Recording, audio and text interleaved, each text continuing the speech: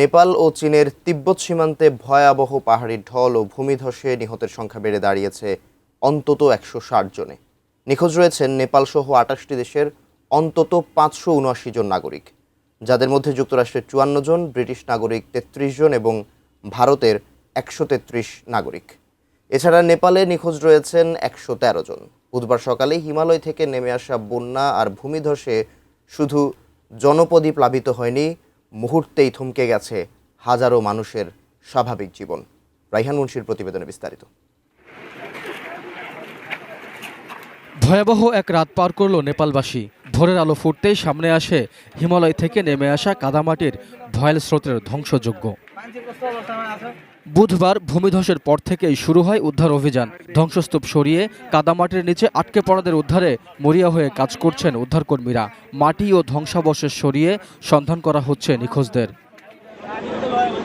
আমি বুঝি নির্মাণের শিল্প, সালাম স্টিল বোঝে ডিউরেবিলিটি। সালাম স্টিল, মোস্ট ডিউরেবল স্টিল।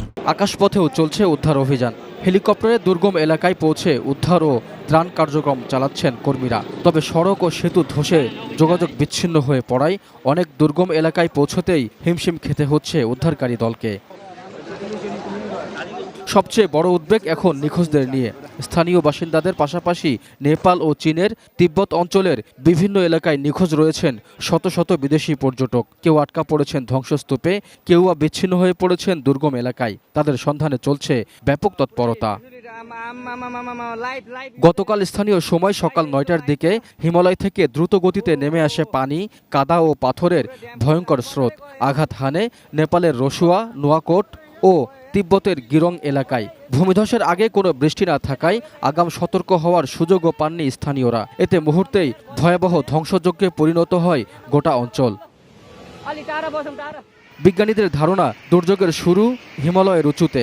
বিশাল হিমবাহের অংশ ভেঙে লেন্দে ও ভূতেকোশি নদীর উপত্যকায় আছড়ে পড়ে। প্রচণ্ড আঘাতে তৈরি হয় ৪.৪ মাত্রার সমান ভূকম্পন। প্রচণ্ড গতিশক্তি ও ঘর্ষণে দ্রুত বিশাল পরিমাণ বরফ গলে নদীর উৎসে জমা হয় বিপুল পানি।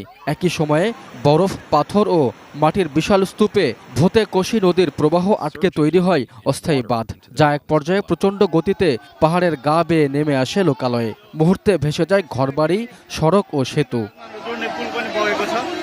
নেপাল চীন সীমান্তের নদীর উজানে এখনও বিপুল পরিমাণ পানি আটকে থাকতে পারে বলে আশঙ্কা করছেন বিশেষজ্ঞরা। হঠাৎ সেই পানি নেমে এলে আবারও বন্যা ও ভূমিধসের আশঙ্কা রয়েছে। ফলে নতুন করে বড় ধরনের দুর্যোগের শঙ্কায় সতর্ক অবস্থানে রয়েছে নেপাল সরকার। Raihan Munshi, desk report, ATN news.